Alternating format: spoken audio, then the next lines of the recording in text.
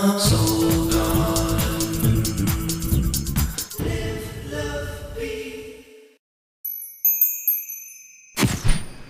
Hey there, innovators, and welcome now to Tuesday.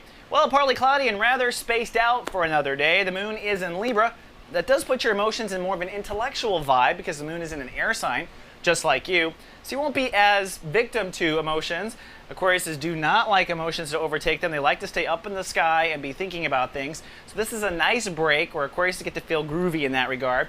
And really the ultimate goal of the transit is for you to kind of process how you feel about your feelings or the philosophy around your emotions or certain issues. This is a time where we're thinking or going to therapy or feeling out a relationship. It's very detached, but not a bad thing. You're just spaced out and thinking in the background. Now, however, your ruling planet Uranus is ruling the day.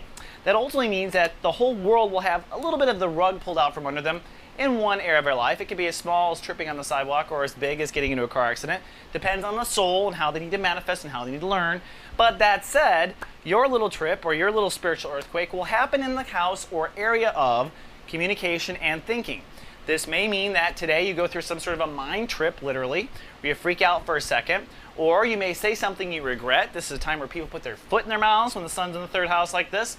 Or you may hear something you don't want to hear. Bad news or some sort of news that really disrupts you, really makes you kind of thrown off center. The point is not the communication. It is not any of the things I listed. The point is to see something beyond what you see now. And in that regard, around communication and thinking.